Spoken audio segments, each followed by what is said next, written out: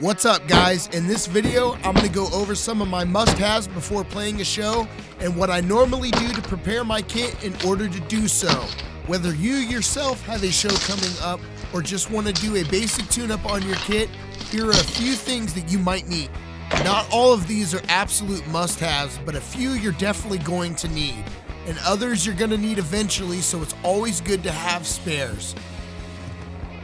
What reminded me in the first place that this whole thing needed to be done was the fact that I broke the springs on my bass drum pedals.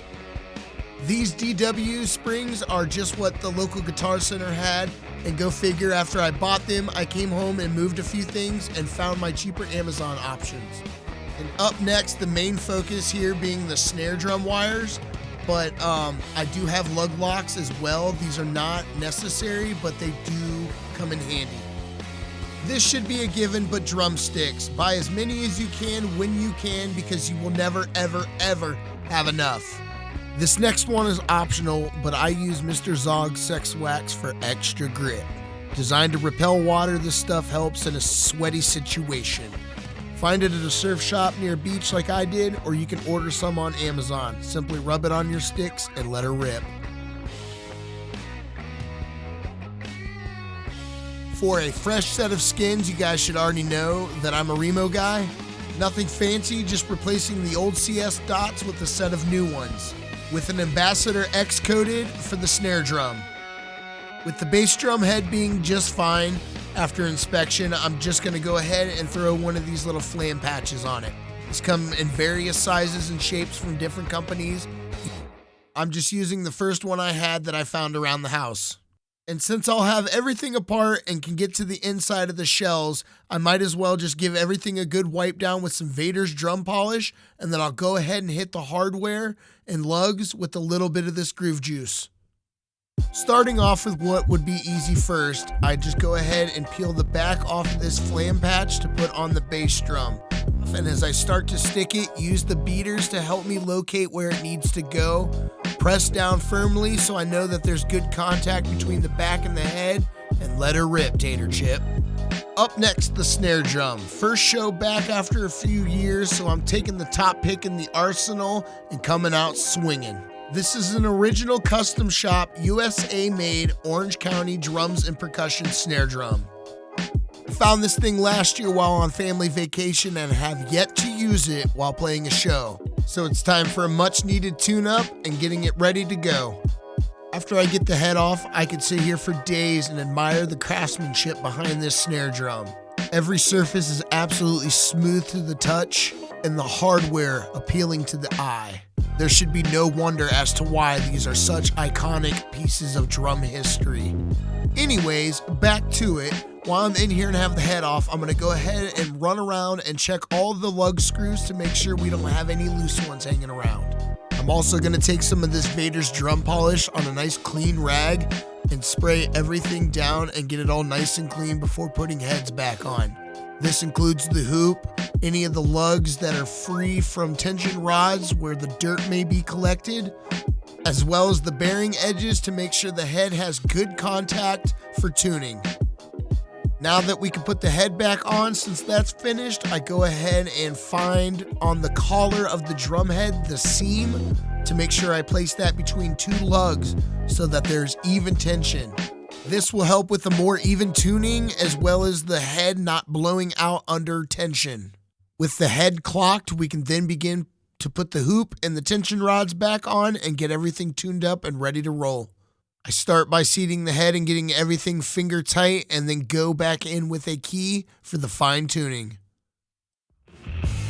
Up next are new heads on the rack tom and floor tom, basically the same process as the snare.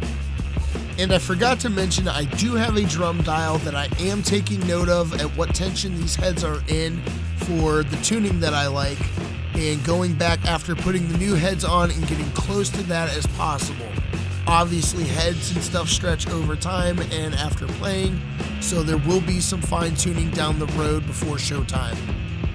And I am only doing the top heads on this kit. I just did heads all around not too long ago when I first got this, so I figured there was no need. I only ever usually do bottom heads about every 3 top changes, so these ones were fine. But overall, like I said, same process. Pop the head off, use your cleaner, inspect everything, make sure nothing's loose, clean it all off, and put your head back on, tune her up, and you're done.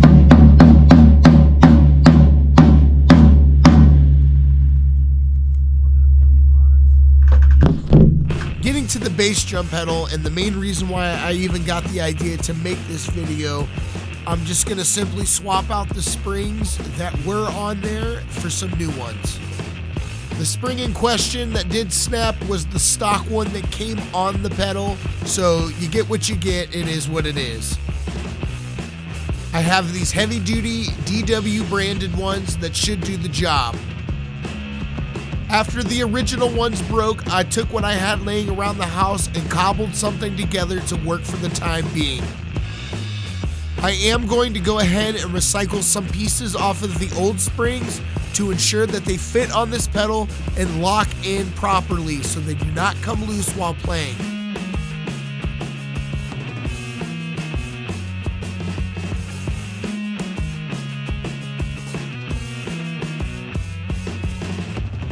This particular pedal just happens to have triangular slots in the nuts that lock together to help keep the tension on the spring while playing.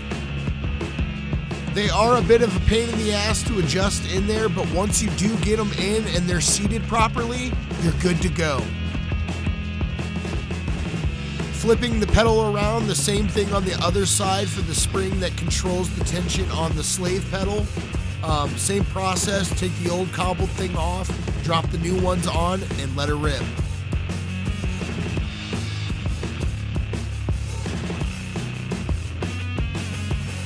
And while this next part wasn't in the opening bit of this video, I am going to go over just some drum cases real quick.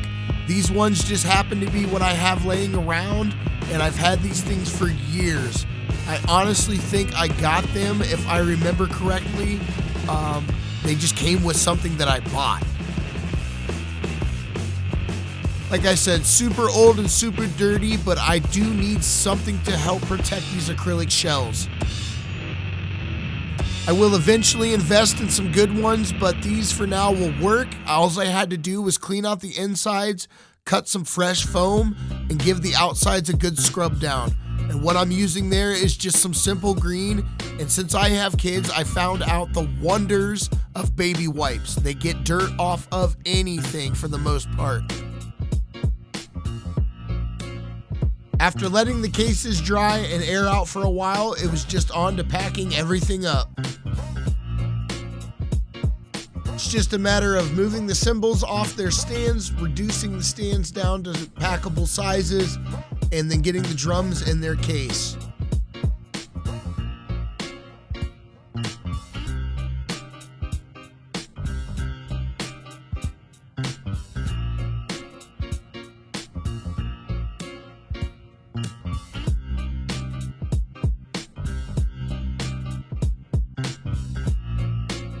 After that, it was just throwing the cymbals in the bags and making sure I had enough sticks to get me through the show.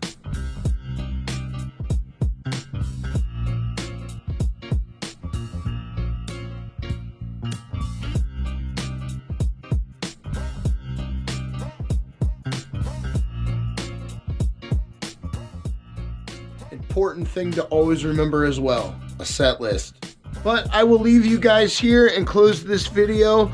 Overall, the gist of it and the whole reason I was making it is to make sure that you go over what you need on your kit to play a show or just to play, period. Drums are essentially just things, but things do break, things wear out over time, and things just need a little bit of maintenance. Go over your kit before you pack up, clean it up, take care of your stuff, and it's gonna last a lifetime. There are many different ways to go over all this and do what I just did. Suit yourself, find what fits you, and do what you need to get the job done. I want to thank you guys for watching along. Like, share, subscribe, do all that good stuff that everybody begs for people to do. But no, seriously guys, thank you guys for watching. I appreciate it. Never in a lifetime would I would have thought anybody gave a crap about what I do in this dingy old basement.